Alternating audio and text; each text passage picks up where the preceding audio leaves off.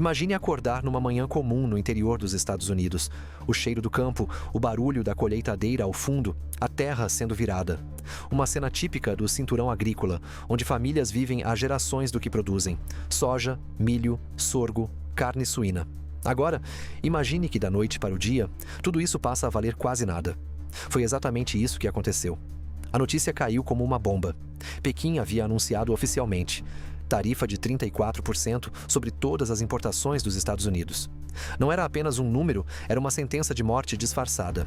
E o alvo era claro: a base rural da América, os condados que formam o coração político, cultural e emocional da era Trump. Estados como Iowa, Nebraska, Missouri e as Dakotas seriam os primeiros a sangrar. No papel, era só mais uma retaliação no jogo brutal do comércio internacional. Mas na prática, era uma guerra declarada contra o modo de vida americano. Mais de 60% de tudo o que os Estados Unidos exportavam para a China em 2024 vinha da agricultura.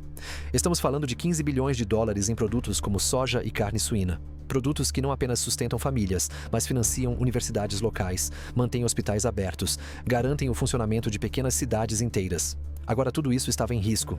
E sabe o que é mais chocante? Não houve uma bomba, nem um ataque militar. Bastou um clique em Pequim. Por quê? Porque os Estados Unidos tinham começado. Donald Trump, mais uma vez, decidiu transformar o comércio em um campo de batalha pessoal. Começou com 10% em fevereiro, subiu mais 10% em março. E então, numa sexta-feira aparentemente comum, veio o golpe final: 34% de tarifa sobre as importações chinesas. Como se estivesse jogando pôquer com a economia mundial, Trump então fez o impensável, prometeu um aumento adicional que poderia elevar a tarifa para 50%. O resultado? Um total acumulado de 104%. Algo nunca antes visto na história da relação comercial entre Estados Unidos e China, 104%. Para quem não entende de economia, talvez não pareça tanto. Mas imagine isso. Um brinquedo de $20 custaria $40. Um iPhone de $400 agora valeria $800. Um carro? Aumento de $6 mil, talvez $12 mil por veículo. Não é inflação, é tarifa.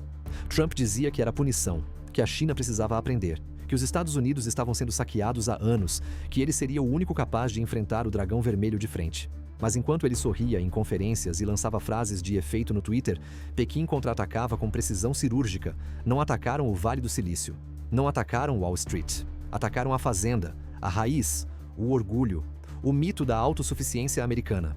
E aqui entra a primeira pergunta que ninguém quer fazer em voz alta. Será que a China conhece melhor os Estados Unidos do que os próprios americanos? Eles sabiam onde doía.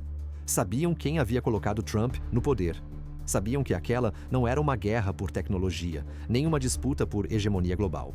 Era uma guerra por narrativa, por votos. Enquanto isso, na prática, empacotadoras de carne demitiam funcionários, cooperativas agrícolas suspendiam operações e milhares de toneladas de soja apodreciam em armazéns sem comprador.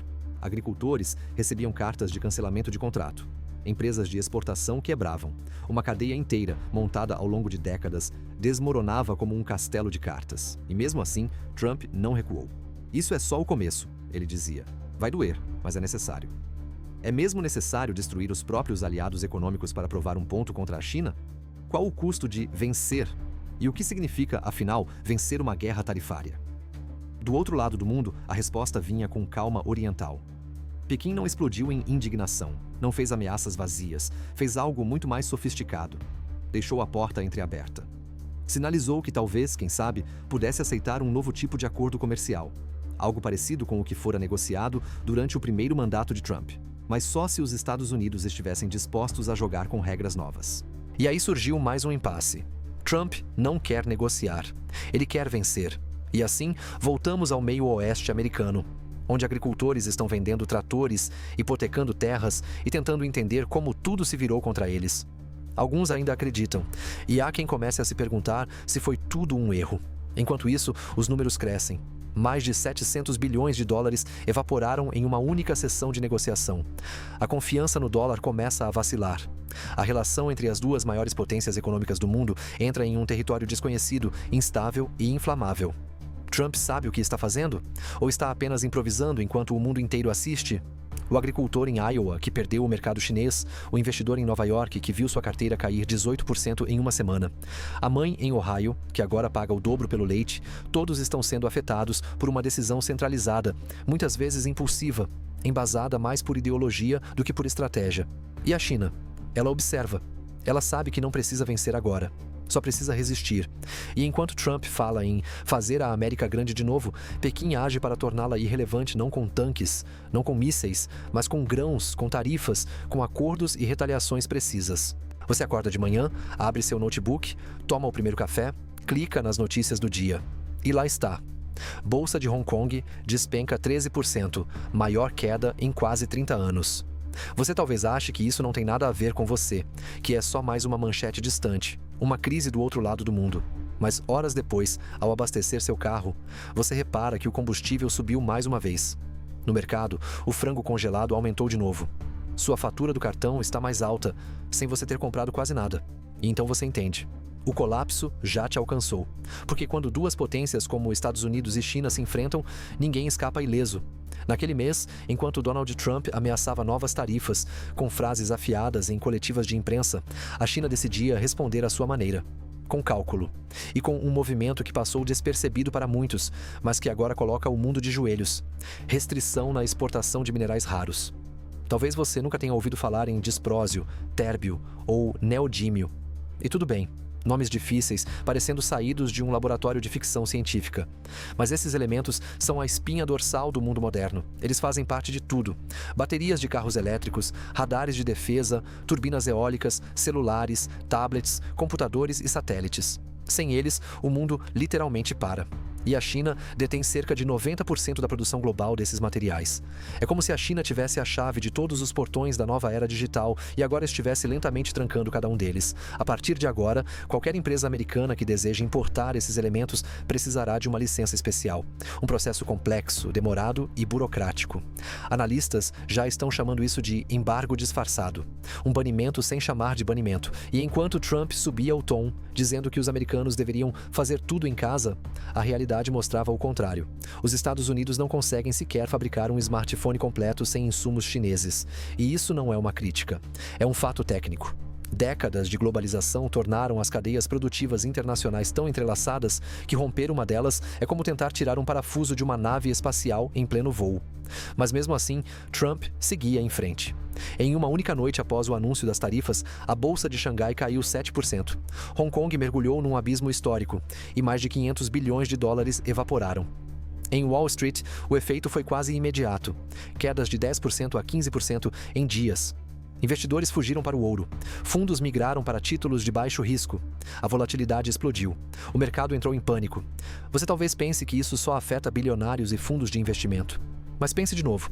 Sua aposentadoria, seu fundo de pensão, o preço do celular, o emprego do seu vizinho que trabalha numa montadora, tudo isso está conectado. Uma única frase em Washington pode significar o fechamento de uma fábrica em Ohio.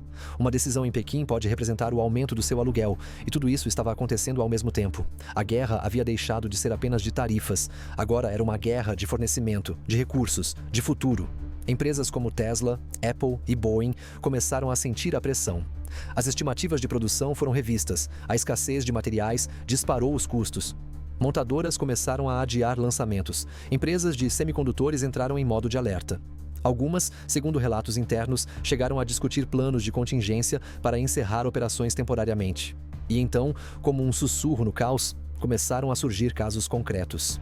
Em uma pequena cidade no estado de Wisconsin, a fábrica da Greentech Components, especializada em motores para veículos elétricos, teve que demitir 68 funcionários porque simplesmente não conseguia mais importar ímãs de neodímio. Em Phoenix, no Arizona, um casal dono de uma pequena empresa de drones cancelou mais de 20 pedidos internacionais porque os sensores infravermelhos produzidos com lantânio chinês deixaram de chegar. Em Portland, uma escola técnica interrompeu um programa de capacitação em energia limpa porque as placas de turbina eólica pararam de ser entregues. Essas não são apenas histórias trágicas, elas são sinais de um colapso sistêmico. Sinais de que a guerra comercial já ultrapassou a esfera dos mercados e chegou ao chão da sua cidade, à esquina da sua rua, a vida das pessoas comuns. Se a ideia é arrecadar mais, as tarifas estão drenando a arrecadação com a queda do consumo. Se é proteger a indústria, a escassez de insumos está fazendo as fábricas fecharem. Se é trazer empregos de volta, os números mostram milhares de demissões desde o início da guerra tarifária.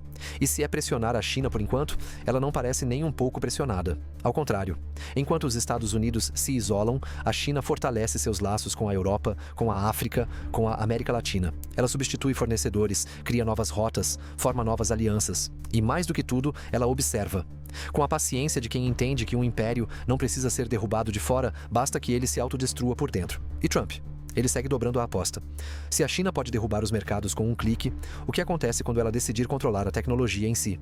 Quando a próxima geração de baterias, radares, chips e telas deixar de ser americana?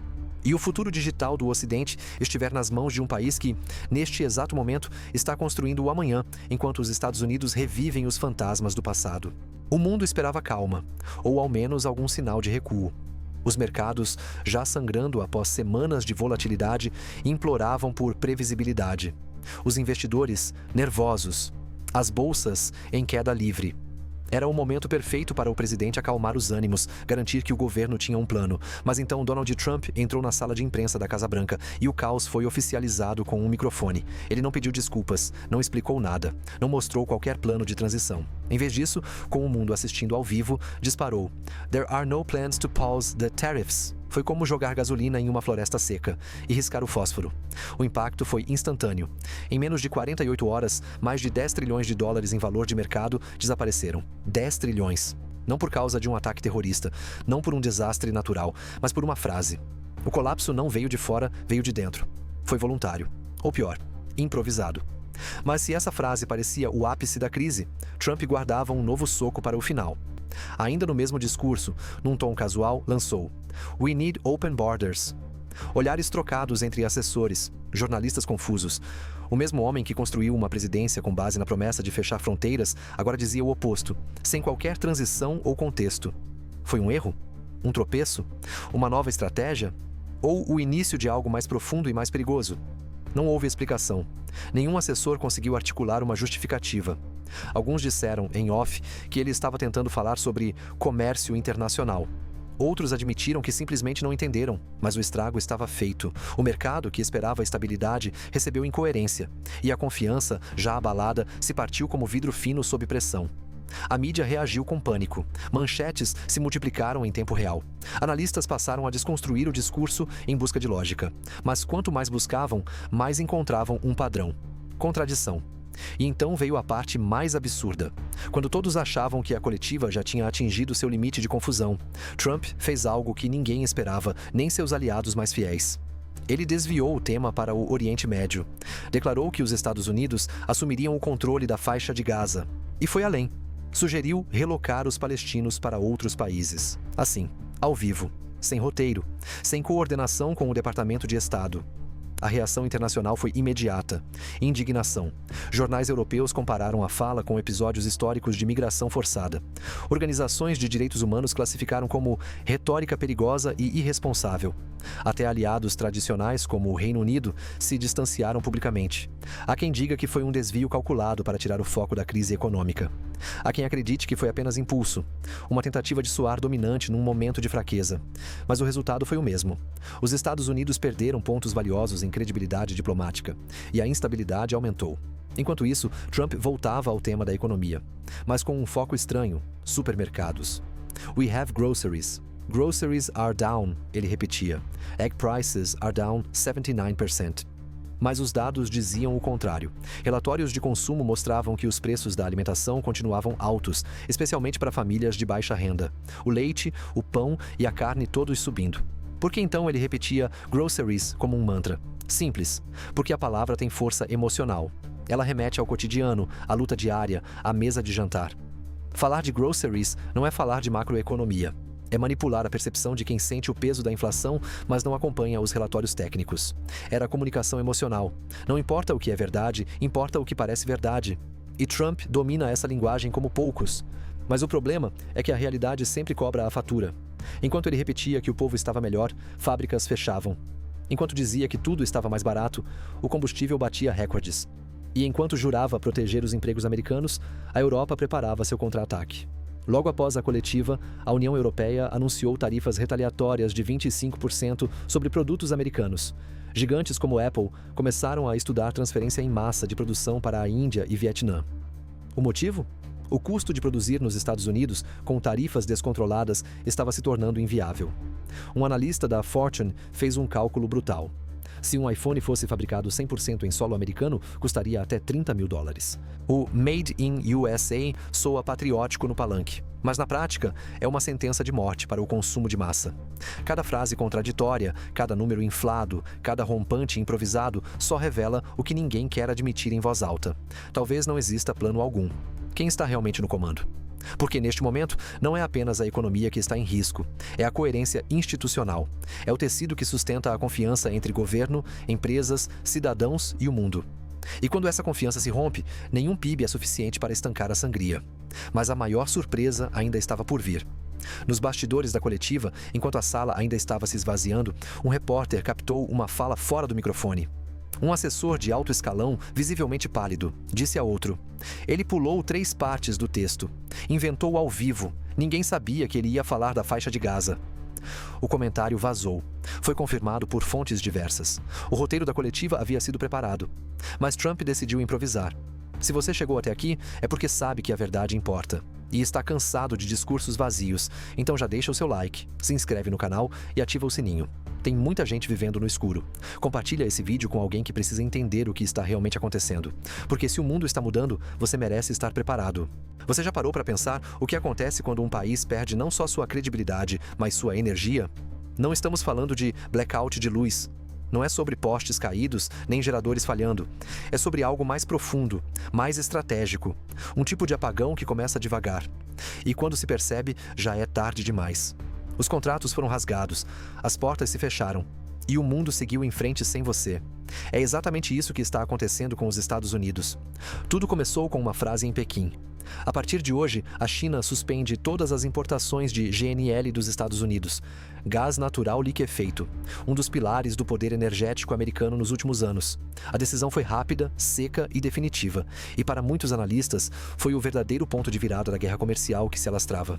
Você pode não se importar com gás liquefeito, pode nem saber exatamente como ele funciona, mas deveria. Porque o GNL americano se tornou, nos últimos anos, uma ferramenta geopolítica de alcance global. Após a crise energética causada pela guerra da Rússia contra a Ucrânia, a Europa correu desesperadamente por alternativas ao gás russo. Adivinha quem apareceu como salvador? Os Estados Unidos. Com suas reservas gigantescas e infraestrutura de exportação em expansão, Washington vendeu ao mundo a promessa de independência energética. Mas tudo isso desmoronou em uma única tarde de março de 2025. O motivo oficial? As novas tarifas americanas sobre produtos chineses. O motivo real? Uma retaliação estratégica, um recado velado. Vocês precisam mais da gente do que nós de vocês. Antes da suspensão, os Estados Unidos exportavam cerca de 400 mil toneladas de GNL para a China por ano. Um negócio avaliado em 2,4 bilhões de dólares. Era lucrativo, era estável, era poder. Mas Pequim decidiu fechar a torneira. E foi aí que a ficha caiu. Os Estados Unidos não estavam lutando com armas equivalentes. Enquanto Trump disparava tarifas como se estivesse em um rodeio, a China usava bisturi, cortava conexões estruturais, não apenas números, desmontava a arquitetura do poder americano sem fazer barulho. E no vácuo deixado pelos Estados Unidos, quem entrou? A Austrália. Na mesma semana da suspensão, o governo australiano anunciou a assinatura de um acordo bilionário com a China Resources Gas, uma das maiores empresas de energia da Ásia. 1,5 bilhão de dólares, 600 mil toneladas de GNL por ano. Contrato de 15 anos, mas o valor econômico era apenas a superfície. O que esse contrato representava era algo maior, uma reconfiguração da rota energética da Ásia. A Austrália, até então parceira estratégica dos Estados Unidos no Indo-Pacífico, agora passava a ser fornecedora oficial da China. E não só isso, com gás 20% mais barato e transporte 10 dias mais rápido. Enquanto isso, os terminais americanos lotavam com estoques sem comprador. As embarcações voltavam vazias, contratos eram cancelados, refinarias paravam, e ninguém tinha um plano B. Trump apostou que tarifas resolveriam tudo, que bastava pressionar, ameaçar, subir impostos. Mas o mundo de hoje não é movido à retórica. É movido à conectividade, à interdependência. E a verdade é que os Estados Unidos se tornaram dependentes de seus próprios aliados, ainda que se recusassem a admitir isso. Enquanto a Casa Branca lançava comunicados confusos, a Europa aproveitava a oportunidade. Países como Alemanha, Itália e Holanda ajustaram imediatamente suas políticas de importação para receber o GNL redirecionado da China.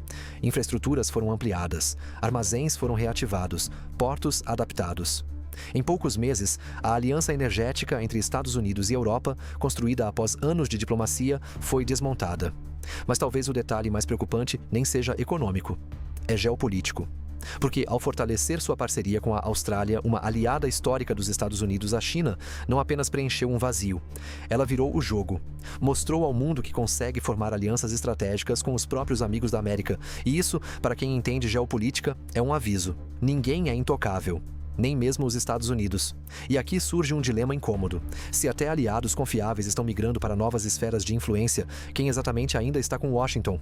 Com a suspensão do GNL, os Estados Unidos perderam não apenas receita, perderam poder de barganha, perderam relevância. Enquanto isso, Pequim avançava em outras frentes. Firmava contratos com Catar, Rússia e países da Ásia Central. Investia bilhões no gasoduto da Ásia Oriental, com previsão de operação para 2027. Multiplicava os acordos de longo prazo, blindando-se de qualquer futura chantagem americana. A independência energética da China não é mais um plano, é um fato. E os Estados Unidos, isolados, sem acesso ao segundo maior mercado do mundo, com uma indústria de GNL sem compradores. E uma narrativa política que não se sustenta nem com gasolina barata. Porque quando se entra em uma guerra de tarifas, sem estudar o terreno, sem ouvir os especialistas, sem respeitar os sinais do mercado, o resultado não é apenas perda, é humilhação estratégica. Você acha que essa crise é só sobre energia? Não é. É sobre liderança, sobre confiança, sobre influência. E agora, essa liderança está ruindo. Não com explosões, com o som de contratos sendo assinados em Pequim, sem tradutores de Washington na sala. E você, consumidor, trabalhador, empresário, aposentado, sente o impacto sem nem perceber. Na conta de luz, no preço da comida, na instabilidade do dólar, na insegurança sobre o amanhã. E a pergunta mais assustadora ainda está por vir. Se a China pode arrancar os Estados Unidos do centro energético global com um único anúncio, o que mais ela pode fazer com a tecnologia, com os dados, com as finanças? Imagine descobrir que o destino da economia de um país inteiro está sendo decidido com base em uma fórmula mal explicada, rabiscada em um guardanapo. Agora pare de imaginar. Porque foi exatamente isso que aconteceu. Durante semanas, a equipe de reportagem do Wall Street Global tentava entender o padrão por trás das tarifas impostas por Trump. Um especialista dizia que era estratégia, outro afirmava que era retaliação. Havia teorias de contenção à China, pressões por reshoring, tentativas de elevar o consumo interno. Mas nada batia. Os números não fechavam. Foi então que um jornalista, em uma entrevista informal com um assessor econômico da Casa Branca, ouviu uma frase que mudaria tudo. Olha, é simples. A gente só divide o déficit comercial pelo total de importações. Dá o percentual da tarifa. Era isso, uma equação de colégio secundário. Um número dividido por outro, sem ajustar para a complexidade de mercado, estrutura produtiva, tarifas reais do país-alvo ou impacto doméstico. Era como usar uma régua de plástico para medir um terremoto. E não foi um erro. Era a base do cálculo oficial de política tarifária. O jornalista quase não acreditou. Refez as contas, conferiu documentos, cruzou com os números do escritório do representante de comércio dos Estados Unidos. E ali estava. Com China, o déficit era de 295,4 bilhões de dólares. As importações, 438,9 bilhões de dólares. Resultado? Chess Desert, Iceden, Celo e Triprocenta. Trump arredondou para cima, jogou para 104%. Mas o problema real não era o número. Era o método. Japão, Vietnã, Malásia, Alemanha, Canadá. Países com tarifas historicamente baixas, ou até acordos de livre comércio com os Estados Unidos, passaram a ser alvos das mesmas medidas. Por quê? Porque a fórmula usava apenas o déficit. Mesmo países com superávit americano passaram a receber tarifas de 10%. Isso mesmo.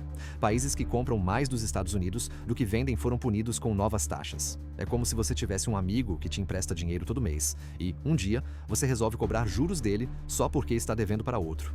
Esse é o nível da distorção. Mas por que ninguém freou isso? Onde estavam os economistas, os técnicos, os moderadores? Muitos pediram anonimato. Um deles, ex-membro do Conselho Econômico Nacional, disse com frustração: "A gente explicava os riscos, apresentava os dados, mas ele gostava de números grandes. Se não assustava, não servia." Então Trump seguiu adiante, com sua régua improvisada. Determinou tarifas de 46% sobre o Vietnã, alegando que eles nos cobram 90%. Quando, na realidade, o imposto médio sobre bens americanos no Vietnã era de apenas 7,3%. Camboja, 49% de tarifa, mesmo sendo um dos países que mais compra algodão bruto dos Estados Unidos. Tailândia, 57%. Malásia, 61%. Tudo fabricado. Tudo baseado na fantasia de que aplicar tarifas altas automaticamente gera prosperidade. Mas a realidade, mais uma vez, bateu a porta. Empresas americanas começaram a relatar quedas brutais no volume de exportações. Fábricas que dependiam de insumos asiáticos passaram a operar com metade da capacidade.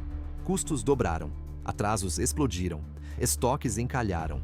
A Liberty Tools, uma fábrica tradicional no Kentucky que produz ferramentas industriais, tinha 70% de seus contratos atrelados a peças importadas da Malásia e parafusos da Coreia do Sul. Com as novas tarifas, os custos aumentaram em 45%. O que antes era vendido por $12 no atacado, agora precisava ser vendido por $17, preço que o mercado não aceitou. Resultado: 128 demissões em 4 meses. Mas isso é só um caso entre milhares. A National Association of Manufacturers, principal associação industrial dos Estados Unidos, publicou um relatório alarmante. Mais de 740 mil empregos foram impactados diretamente desde o início da nova guerra tarifária. Mais de 4.800 fábricas relatam um prejuízo operacional superior a 30%. E 73% dos empresários entrevistados disseram que não há previsibilidade suficiente para planejar o próximo trimestre.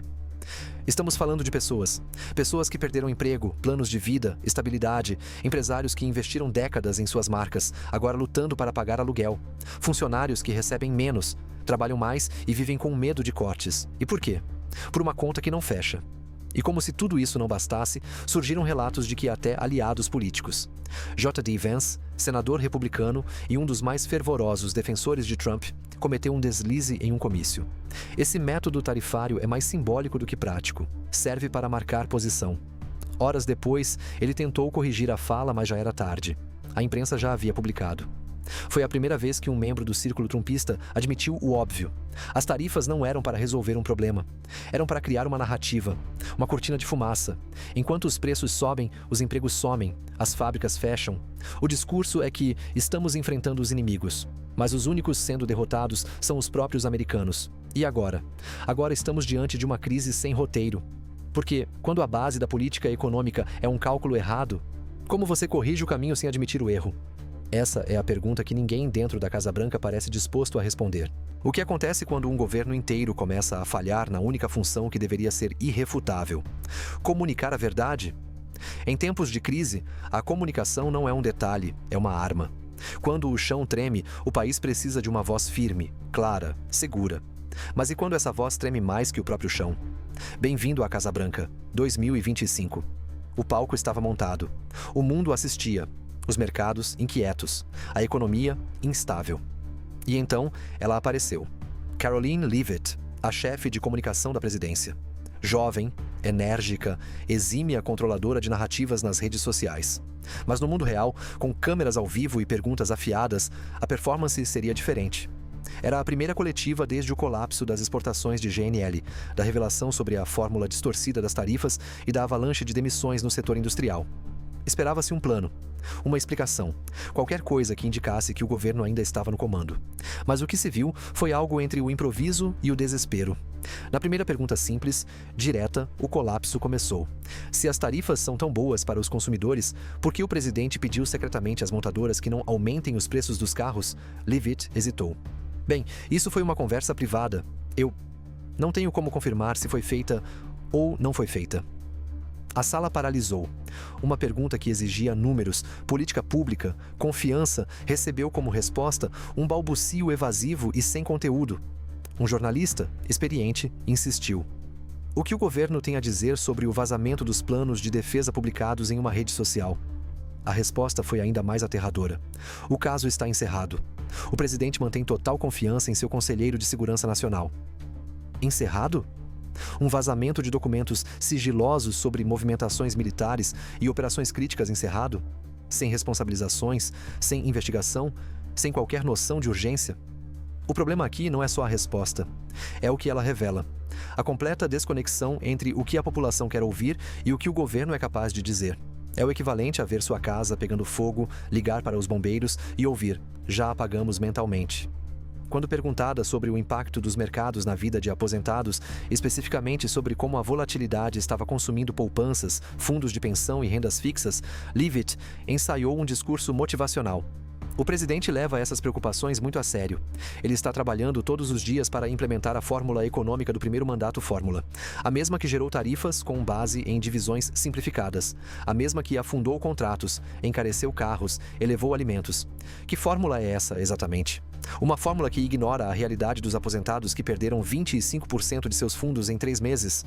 Uma fórmula que fecha fábricas em Ohio, paralisa... Um jornalista ousou perguntar: o governo tem algum plano para reverter a fuga de empresas para fora dos Estados Unidos? Leavitt respondeu com uma evasiva: o presidente está fortalecendo a indústria com patriotismo. Essa foi a palavra usada para tentar convencer Apple a não montar iPhones na Índia, para tentar impedir fábricas de automóveis de migrarem para o México, para justificar tarifas sobre países que compram mais dos Estados Unidos do que vendem. Mas empresas não operam com patriotismo, operam com previsibilidade, com contratos, com logística, com confiança. E quando tudo isso desaparece, o que resta é apenas retórica. A retórica, como você já percebeu, não alimenta o país. E ela tem um custo. Mesmo aliados históricos, como a Fox News, começaram a emitir sinais de alerta. Num editorial inesperado, um dos âncoras mais pró-Trump declarou ao vivo: precisamos de 100% de comprometimento agora, não de improvisos. Foi a primeira quebra pública da base.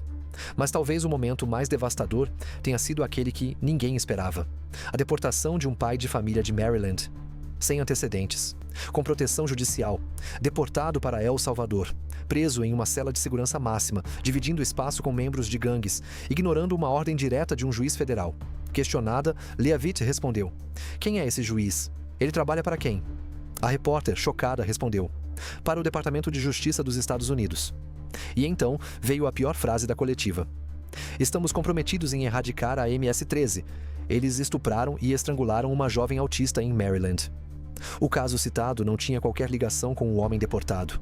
Nenhuma. Foi apenas uma associação retórica. Uma tentativa de justificar uma violação com medo. Essa é a lógica agora. Não importa o que é verdade. Importa o que assusta. Se for necessário usar uma vítima inocente, uma mentira parcial ou uma lembrança manipulada que... E se o verdadeiro colapso de uma superpotência não for uma explosão, mas o silêncio do mundo ao redor? É difícil perceber quando a maré vira. Não acontece com um aviso. Não vem com uma manchete. Acontece assim. Um dia, você bate na porta de um aliado e ela demora a abrir. No outro, um tratado comercial é assinado sem seu nome. Mais tarde, uma reunião estratégica acontece e você descobre pela imprensa. E então, um dia você percebe: o mundo seguiu em frente e você ficou parado. Essa é a realidade dos Estados Unidos agora. A potência que definiu o século XX está terminando a primeira metade do XXI cercada de dúvidas, dívidas, desconfiança e o mais devastador de todos os inimigos: a irrelevância programada. Não um rompimento declarado, mas algo muito mais sutil: a substituição. Começou na Europa, quando o presidente francês propôs uma nova plataforma comercial entre União Europeia, China, Índia, Austrália e Canadá, excluindo explicitamente os Estados Unidos. A proposta foi recebida com aplausos em Berlim, com entusiasmo em Roma, com pragmatismo em Bruxelas e com silêncio em Washington. O Reino Unido, outrora parceiro inseparável, assinou um novo tratado com o Bloco do Indo-Pacífico sem passar pela Casa Branca. O Canadá anunciou a remoção progressiva de sua dependência comercial dos Estados Unidos em setores-chave, como alimentos, tecnologia e cultura. O México iniciou negociações para fortalecer relações com o BRICS+ e anunciou interesse formal em aderir à nova iniciativa energética liderada pela China. Você pode pensar: mas os Estados Unidos ainda têm seu poder militar. Mas e se ninguém mais quiser seguir suas ordens? E se as alianças forem apenas formais, sem cooperação real? E se os exércitos estiverem armados, mas os mercados estiverem vazios? Porque a verdadeira guerra do século XXI não será vencida com mísseis. Será vencida com microchips, com gás, com acesso, com influência. E em cada uma dessas frentes, os Estados Unidos estão recuando. Não por fraqueza técnica, mas por arrogância política. Durante anos, Washington acreditou que bastava gritar mais alto para continuar sendo ouvido. Mas o mundo está cansado de gritos. O mundo quer consistência, previsibilidade, estabilidade. E os Estados Unidos deixaram de oferecer isso. É por isso que a Apple está migrando sua base para a Índia. É por isso que a Tesla foi retirada da lista de subsídios da União Europeia. É por isso que o Japão anunciou um fundo de 50 bilhões de dólares para substituir componentes americanos em suas cadeias produtivas. E é por isso que a China, antes acusada de dependência tecnológica, agora lidera as exportações de chips para 12 países que antes dependiam exclusivamente dos Estados Unidos. Mas o verdadeiro ponto de virada não aconteceu em uma sala de reuniões. Aconteceu no olhar de desconfiança de uma criança americana, sentada na sala, enquanto os pais discutiam como pagar o aluguel. No aperto no peito de uma aposentada em Nevada, vendo seu plano de saúde dobrar. Na raiva contida de um agricultor no Kansas, agora incapaz de vender sua safra porque o comprador chinês foi embora e não volta mais. É nesse detalhe que o império se desfaz. Quando o cidadão comum percebe que está sozinho. A confiança não quebra num único momento. Ela trinca. Cede sob o peso de decisões erradas, de lideranças instáveis, de slogans vazios. E quando o povo percebe que aqueles que estão no poder não sabem o que estão fazendo, o tecido que segura o país se desfaz. Então, qual é a resposta? Para onde vamos? O que ainda pode ser feito? A resposta não é simples, mas ela começa com algo que parece banal, mas é revolucionário em tempos de mentira. A verdade. Aceitar que erramos, que fomos mal liderados, que trocamos estratégia por espetáculo, que confundimos patriotismo com isolacionismo, que não ouvimos os alertas, que permitimos que a política se tornasse um reality show e